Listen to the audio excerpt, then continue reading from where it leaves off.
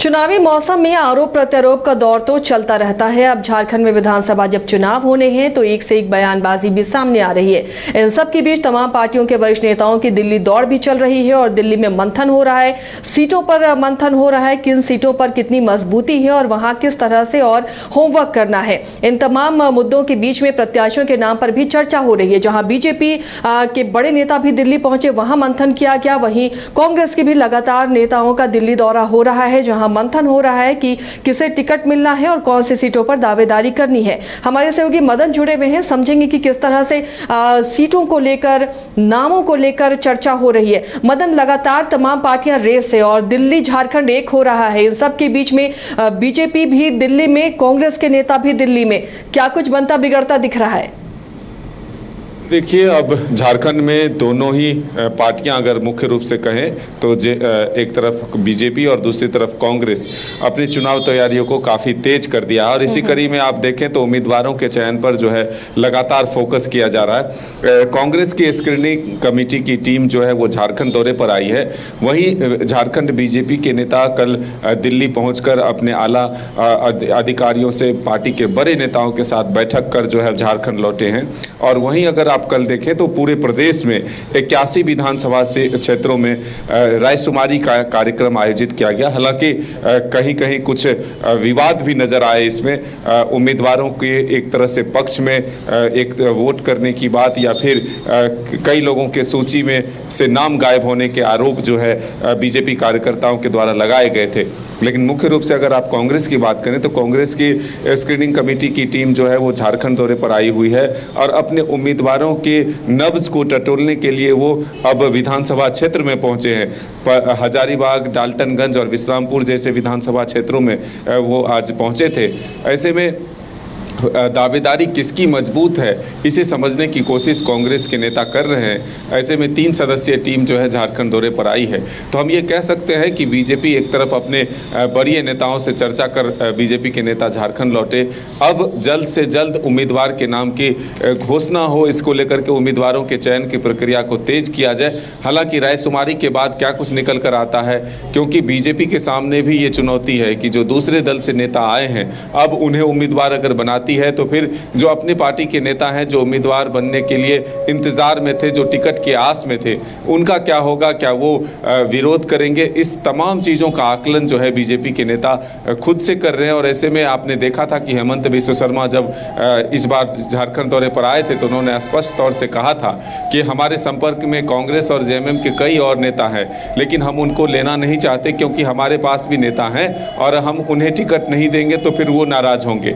तो अब इन तरह की बातें अगर की जाती है तो ये जरूर है कि अगर कोई दूसरा दल छोड़कर आता है तो कहीं ना कहीं कोई ना कोई आश्वासन जरूर मिलता है और उसे पूरा करना होता है। तो ऐसे में अब बीजेपी इस प्रक्रिया को आगे बढ़ाने में है कि जो लोग अब तक आ चुके हैं उनको किस तरह से इस चुनाव में शामिल कराया जाए। साथ ही जो उनके पास पहले से उनके पार्टी के कैडर नेता हैं, जो वरिष्ठ नेता हैं या फिर जो लंबे समय से पार्टी के लिए काम किया है, उनको किस तरह से चुनाव में शामिल कराया जाए, उम्मीदवार बनाया जाए, इस पर गहन मंथन और चिंतन शुरू है।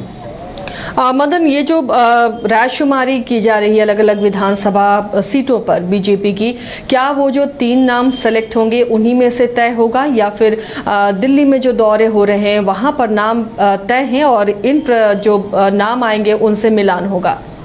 देखिए, इस चीज़ की बात और इसकी जानकारी हमने बीजेपी के नेताओं से बातचीत कर लेने की कोशिश की थी कि आखिर जो दूसरे दल से नेता आए हैं क्या उनके नाम भी रायशुमारी में शामिल किए जाएंगे या फिर जो सांसद हैं, जो विधायक हैं, उनके परिजनों के जो टिकट मिल जाते हैं क्या उनको लेकर के भी रायशुमारी में उनके नाम भी कहीं आ रहे हैं, या फिर जो रायशुमारी में 3 नाम आते हैं और उससे अलग अगर किसी को उम्मीदवार बनाया दिया जाता है तो पार्टी क्या इस पर निर्णय लेती है या फिर रायशुमारी में जो नाम है उसी में से नाम का चयन किया जाता है। तब पार्टी के नेताओं ने कहा कि ये एक लोकतांत्रिक प्रक्रिया है बीजेपी का और इससे एक फीडबैक लिया जाता है कि उम्मीदवारों के नाम कौन कौन से हैं और परिस्थितियों के हिसाब से पार्टी के जो वरीय नेता हैं, जो चुनाव समिति है या फिर केंद्रीय नेतृत्व है, वो अपने स्तर से उम्मीदवार के नाम का चयन करता है, तो इसमें एक आखिरी प्रेफरेंस जो है वो पार्टी के बड़े नेताओं को दिया जाता है कि राजनीतिक परिस्थिति के हिसाब से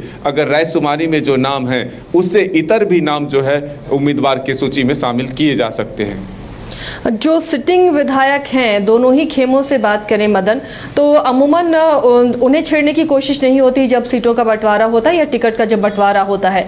इस बार क्या लग रहा है, क्या तस्वीर दूसरी होगी या फिर जो सिटिंग विधायक रहे हैं अब उनकी जगह कोई नए चेहरों को मौका दिया जाएगा बीजेपी और कांग्रेस की तरफ से? देखिए, ये बात जरूर है, जो लोग 2 बार 3 बार या 4 बार विधायक रहे हैं, ऐसे में जिनके परफॉर्मेंस ठीक नहीं है, जो दावेदार सामने से कोई मजबूत आ रहा है, तो ऐसे में उम्मीदवार बदलने के कवायद जो है या फिर संभावना कहे तो जरूर है। चाहे वो बीजेपी की बात हो, चाहे वो कांग्रेस की बात हो, चाहे वो जेएमएम की बात हो, तमाम दल जो है नब्ज टटोलते हुए अपने क्षेत्र के लोगों से या फिर कहे तो जो वहाँ के कार्यकर्ता हैं उससे अपना एक फीडबैक लेते हुए निर्णय लेंगे कि आखिर इस चुनाव को जीतना बेहद ही जरूरी है। जिस तरह से आप देख रहे हैं कि बीजेपी से सीधा मुकाबला इंडिया गठबंधन का है, तो दोनों तरफ से पुरजोर कोशिश की जा रही है कि इस चुनाव में जीत हासिल की जाए, चाहे हेमंत सोरेन हो या फिर इधर हेमंता विश्व शर्मा हो या शिवराज सिंह चौहान हो। दोनों आमने सामने हैं, अपनी तरफ से पूरी कोशिश कर रहे हैं, तमाम रणनीति अपनाकर जो है आगे अपना कदम बढ़ा रहे हैं कि इस चुनाव में जीत हासिल की जाए। चलिए, तो ये तय है कि सिटिंग विधायक भी सेफ नहीं है, इसलिए तमाम तरीके से अपनी अपनी सभी लॉबिंग में जुटे हुए हैं। इन सब के बीच क्या कुछ ऐसी सीटों पर चर्चा हो रही है मदन, दोनों खेमों से ही, कि उन्हें रिप्लेस किया जा सकता है? जरूर, देखिए, गठबंधन के हिसाब से जो सीटें हैं वो रिप्लेस हो सकते हैं। अगर आप 2019 के चुनाव को देखें तो इसी सीट शेयरिंग को लेकर के, सीट के डिमांड और सीट के बदलाव को लेकर के आजसू और बीजेपी का गठबंधन टूट गया था। लेकिन इस बार कोशिश ये है कि दोनों साथ मिलकर चुनाव लड़े, सीट के बंटवारे को लेकर के एक सामंजस्य स्थापित किया जाए और एक नए पार्टनर भी झारखंड में बीजेपी के साथ आने की तैयारी में है, वो है जेडीयू।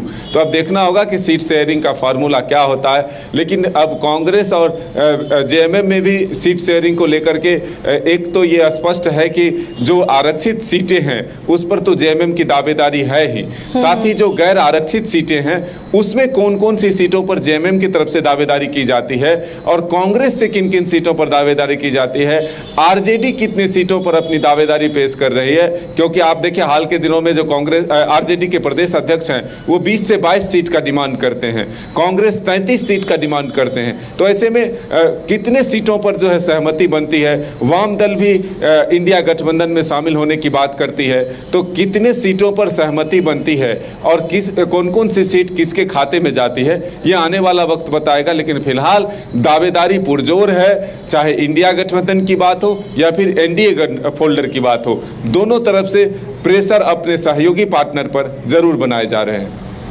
चलिए, तो दोनों ही तरफ से प्रेशर है, चाहे वो सीट शेयरिंग की बात हो या टिकटों का बंटवारा हो। अपने अपने तरीके से पार्टियां में अब नेता भी डील कर रहे हैं, पार्टियां भी डील कर रही हैं अपने सहयोगियों के साथ। बहुत बहुत शुक्रिया मदन इस तमाम जानकारी के लिए। तो फिलहाल राज्य में चुनावी हलचल तेज हो गई है और तमाम पार्टियां अब चुनावी एक्सरसाइज में लगी हुई हैं। किसे कौन सी सीट मिलती है, क्या वही प्रत्याशी रिपीट होते हैं या नए चेहरों को मौका मिलेगा, इस पर हमारी खास नजर बनी रहेगी और आप तक भी वो तमाम खबरें हम पहुंचाते रहेंगे।